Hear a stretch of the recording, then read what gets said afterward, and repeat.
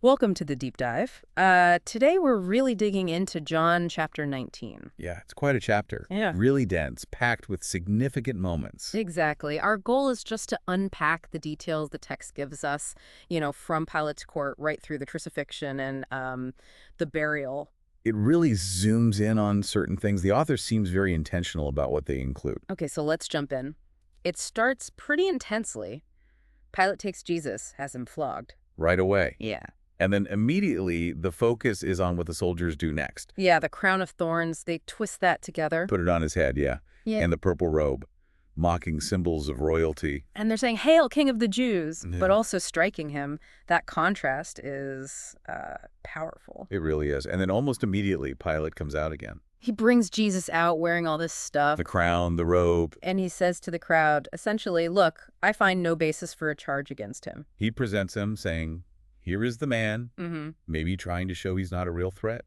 Could be, but the reaction from the chief priests and officials, well, it's instant. They just see him and shout, crucify, crucify. No nuance there. And Pilate sort of throws it back at them, doesn't he? You take him and crucify him. I find no basis for a charge. He seems to be really pushing back on the initial, maybe political accusation. So if Pilate's dismissing that, what is driving them? The text tells us. Right? It does. They shift grounds. They say, we have a law. And according to that law, he must die. Why? Because he claimed to be the Son of God. That's the reason they give. Okay. So it becomes a religious charge based on their law. And this claim, the text says, makes Pilate even more afraid.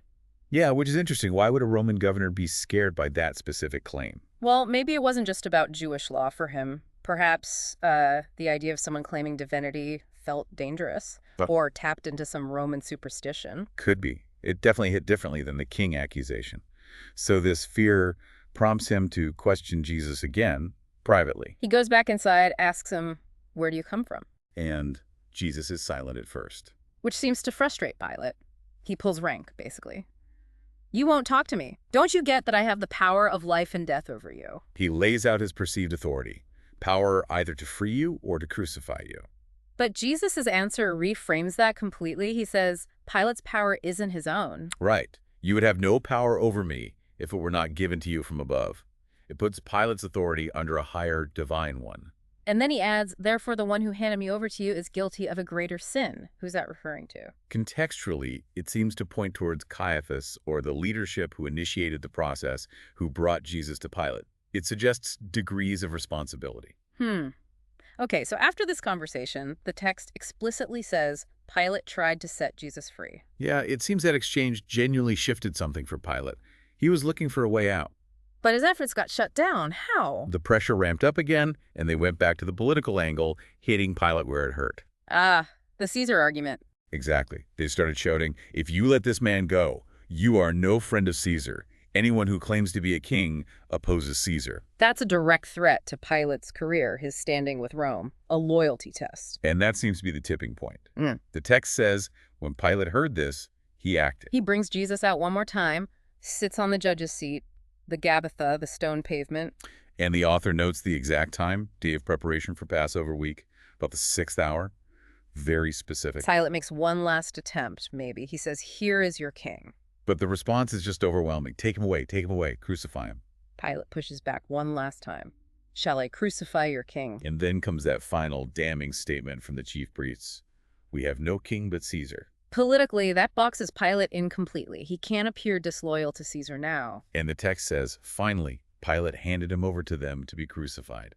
The decision is made. The soldiers take charge then. Yes, and the narrative follows Jesus, carrying his own cross, out to Golgotha, the place of the skull.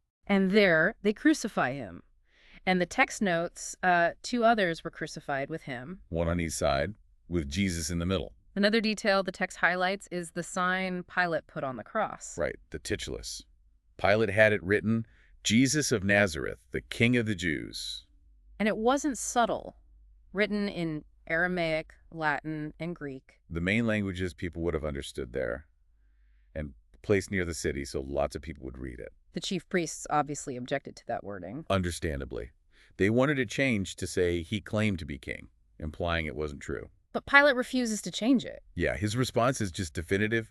What I have written, He dug his heels in on that point. Okay, so after the crucifixion itself, the focus shifts again to the soldiers dividing the clothes. They split his outer garments 4 ways, 1 share for each soldier. But then there's the undergarment, the tunic, Yes, the text specifically notes it was seamless, woven in one piece. which made it more valuable, right? You wouldn't want to tear it. Exactly. So they decide not to tear it, but to cast lots for it instead. And again, the author explicitly links this to Scripture. Right. Saying it happened to fulfill the text. They divided my garments among them and cast lots for my clothing. Another direct connection is drawn. The narrative then shows us who was actually at the cross standing nearby. It names specific women. His mother, his mother's sister, Mary the wife of Clopas, and Mary Magdalene. And also the disciple whom he loved. Yes, that recurring figure in John's gospel. And Jesus speaks to them from the cross. He sees his mother and this disciple and says to her, "Dear woman, here is your son. And to the disciple. Here is your mother." It's presented as him ensuring her care. And the text adds that the disciple took her into his home from then on. Later on, Jesus speaks again. Knowing everything is nearing completion, he says, "I am thirsty." And the text points out why he said it, so that the Scripture would be fulfilled. Yes, another instance of purposeful fulfillment being highlighted. So they offer him a drink. A sponge soaked in wine vinegar posca, a common drink for soldiers and laborers, may be offered to the crucified lifted on a hyssop stalk. And after he receives the drink, he says his final words recorded in this account. It is finished.